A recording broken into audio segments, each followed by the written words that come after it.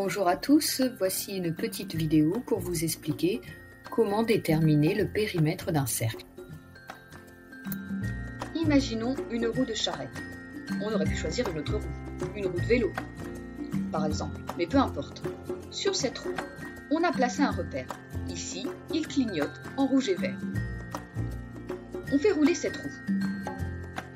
Vous voyez apparaître les positions de la roue à chaque fois qu'elle a parcouru la longueur de l'un de ses diamètres. Revenons à la position de départ.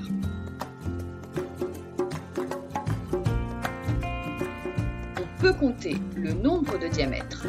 1 diamètre, 2 diamètres, 3 diamètres, 4 diamètres.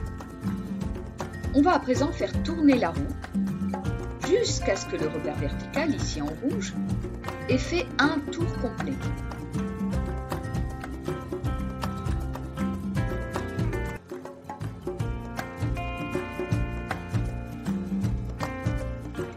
Si on regarde à présent la distance parcourue par la roue, elle correspond exactement à la longueur du contour de la roue. Et cette longueur, c'est le périmètre de la roue.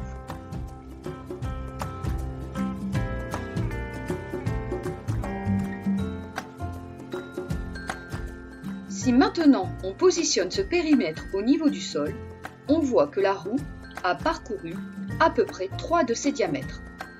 On a l'intuition que le périmètre de la roue est à peu près égal à 3 de ses diamètres.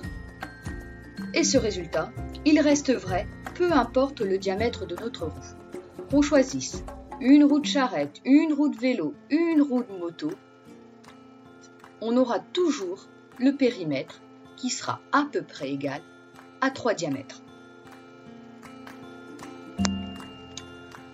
On a retrouvé des écrits très anciens qui montrent que ce résultat était déjà connu au temps des Égyptiens.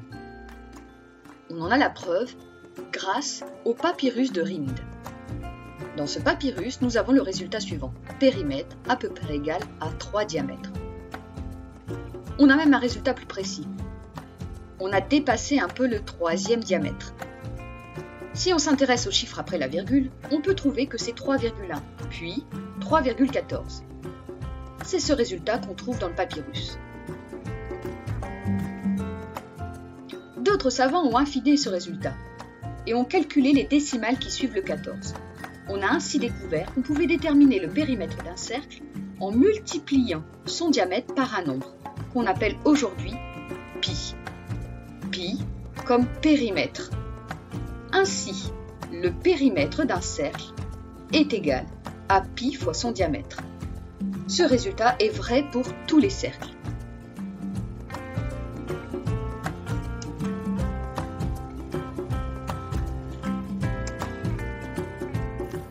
Finalement, ce que tu dois retenir, c'est que le périmètre du cercle, qu'on appelle aussi circonférence, est égal à son diamètre fois pi.